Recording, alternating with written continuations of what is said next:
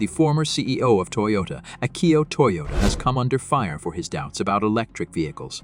Las Vegas, last Thursday, Akio Toyoda, the CEO of Toyota Motor Corporation, summed up his legacy simply: "In the years to come, it will be interesting to see how the 66-year-old racer, auto enthusiast, and corporate scion will be seen for his preference for all-electric cars over gas-powered sports cars like the Supra or hybrids like the once groundbreaking Prius." Over the next 9 years, Toyota, the biggest car maker in the world, intends to spend $70 billion on electric cars.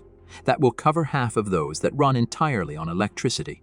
Although it's a sizable investment in EVs, considering Toyota's worldwide reach, it's not as much as some would want and less than some rivals' ambitions. Toyota this past week reiterated his plan to keep investing in a variety of electrified cars, in contrast to rivals like Volkswagen and General Motors, which have said they are going all in on all-electric vehicles in the face of criticism from some investors and environmental organizations. The proposals may either strengthen or weaken Toyota's reputation for saying "I love cars," depending on how fast people take to electric cars. Playing to win, in my opinion, also entails using unique approaches.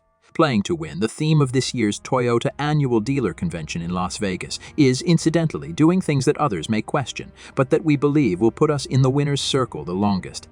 The speaker said on Wednesday, Toyota's objective remains the same: pleasing the widest possible range of customers with the widest possible range of powertrains, according to Toyota, who compared the firm to a giant department shop. By 2025, such drivetrains will comprise 15 all-electric battery models, hybrids and plug-in hybrids like the Prius, and hydrogen fuel cell cars like the Mirai.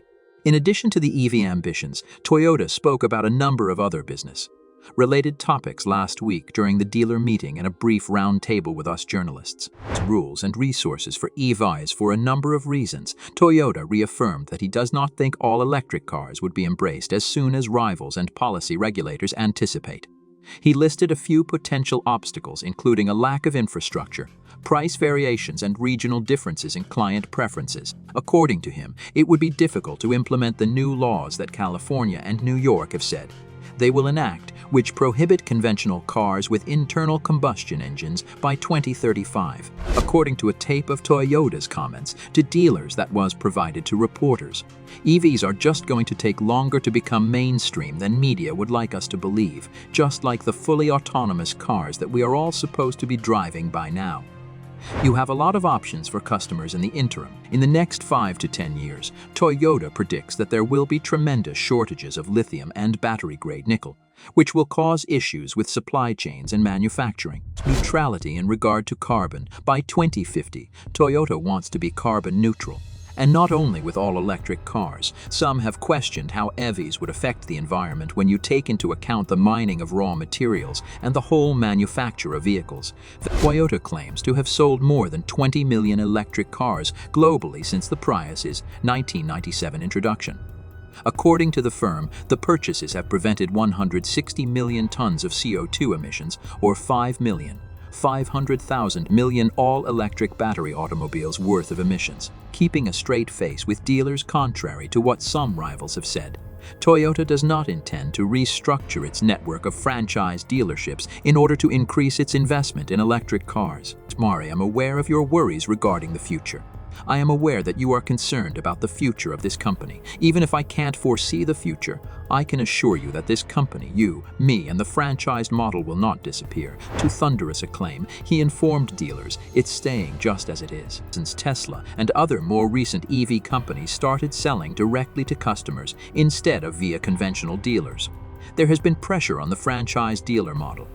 While Ford said last month that dealers who want to sell EVs must get licensed under one of two schemes with investments of $500,000 or $1,200,000, or GM has given buyouts to Buick and Cadillac dealers who do not want to invest in EVs. According to prepared statements for Toyota given to the media, Toyota can produce 8 40-mile plug-in hybrids for every one 320-mile battery electric vehicle and save up to 8 times the carbon emitted into the atmosphere. Environmental organizations like the Sierra Club and Greenpeace, who placed the Japanese carmaker at the bottom of their auto industry decarbonization rankings for the previous 2 years, have attacked Toyota for its reluctance to introduce all-electric cars. Mega-cap big tech firms, which had a meteoric rise in 2023, are now faltering and causing their stockholders to suffer trillion-dollar losses as Wall Street worries about rising interest rates and skyrocketing bond yields. Refinitiv data shows that since the S&P 500 crested at the end of July,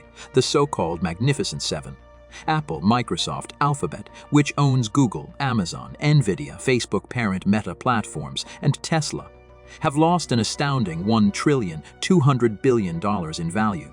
Over that time, the benchmark index has decreased by around 10 NN. According to insiders' estimates, Apple alone has seen its market valuation fall by about $500 billion in the last 3 months, with shares falling 15% as a result of concerns that the downturn in China's economy would hurt the company's earnings, in a sell-off that intensified last week following a mini-disaster of a third-quarter results call. When CEO Elon Musk issued a warning about an impending economic downturn and postponed the production of the Cybertruck, Tesla has lost over $200 billion, just under a quarter of its entire market value, from the end of July. The other 7 Magnificent Seven equities have also been underperforming. The Federal Reserve's announcement that it would maintain high interest rates until 2024 in an effort to stifle inflation has severely damaged stocks, and rising bond yields have also caused fear on Wall Street. The losses follow a fantastic first half of the year for the blue chippers, who were spurred to buy AI-related firms by the enormous surge in interest in ChatGPT and other intelligent language technologies. As of Thursday's closing bell, the Magnificent Seven accounted for little under 30% of the S&P 500's entire market capitalization. All 7 have still posted double- or triple-digit increases year to far. Ford's audacious plan to dominate the electric car market is encountering a significant obstacle. The business has been investing heavily in the development and production of electric vehicles (EVs), which are intended to be more environmentally friendly and efficient than its conventional gas or diesel-powered cars. However, the business has found that prospective customers are unwilling to pay more for its electric vehicles (EVs), which are much more costly than conventional versions due to the high cost of batteries and other components. Put otherwise, EV sales are declining. This suggests that Ford's enormous investments in the development and production of EVs could not be worthwhile, since the company may not sell enough of them to cover its expenses and turn a profit. As a result, the company's transition to an EV-centric business will probably take a lot longer than anticipated because of the issues with market demand, pricing, competitiveness, and consumer choice. The F-150 Lightning, Ford's first electric truck, is a very sophisticated and creative vehicle. It features a large trunk, a robust battery, and an intelligent backup power system, but it faces significant challenges in the market. It's not doing well in sales. According to Ford, the number of F-150 Lightnings sold fell to 2,436 in October 2023 from 4,466 in July 2023. It is a 45% decline in sales in only 3 months and is much less than the target of 40,000 sales by the end of 2023. When compared to rival electric trucks and its regular vehicles, the F-150 Lightning is far more expensive.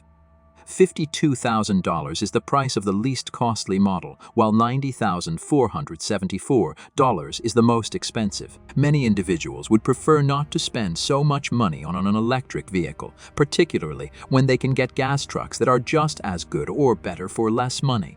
It's challenging for the F-150 Lightning to attract new buyers. A lot of devoted Ford supporters aren't convinced they should convert to electric cars. They are concerned about things like not having enough charging stations, not being able to travel far enough between charges, and maintenance expenses. Some individuals aren't interested in the F-150 Lightning's contemporary features and style. They just like the way a typical gasoline-powered truck looks and feels. In the U.S. market, it typically takes 92 days to sell an electric vehicle compared to 40 days for a standard automobile. This indicates that compared to ordinary automobiles, which are more in demand and more readily accessible, electric vehicles are less common and more difficult to sell because they take up space and resources that might be utilized for more lucrative autos. Most dealers don't particularly want electric vehicles on their lots. Dealers also have the difficulty of educating consumers about the features and advantages of electric cars while ensuring that there are sufficient charging stations accessible. Ford has encountered several obstacles in its efforts to market the F-150 Lightning electric vehicle.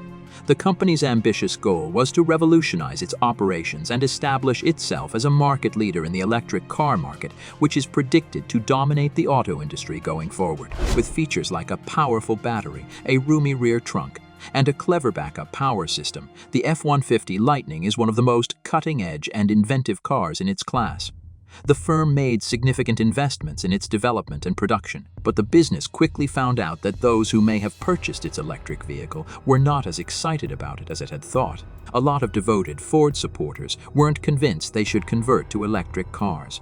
Their worries included issues with range anxiety, maintenance expenses, and charging availability. Some individuals weren't interested in the F-150 Lightning's contemporary features and style. They just liked the way a typical gasoline-powered truck looked and felt. In an effort to address these issues, Ford tried to reduce the cost of the F-150 Lightning. They thought they could boost sales and gain market share in the EV category by cutting costs and providing consumers with significant incentives. They provided trade-in bonuses, tax credits, refunds, and price reductions totaling more than $15,000. The actions, however, lacked the intention of having an impact. There was no discernible improvement in sales. Ford officially reported that sales of the F-150 Lightning fell to 2,436 units in October 2023, from 4,066 units in July 2023. Sales for the quarter dropped by 45%, a significant deviation from the original goal of 40,000 units sold by the end of 2023. Experts and analysts have differing viewpoints as a result of this issue. Some believe Ford should reevaluate its strategy and marketing approach since it may have overstated the demand for its electric vehicle. They recommend that Ford concentrate more on building brand recognition and customer trust. By teaching consumers about the advantages and characteristics of electric cars, it is recommended that Ford broaden its range of products and provide a greater variety of choices and models to cater to a wider range of market groups and tastes. What are your thoughts on this? Tell us in the space provided for comments.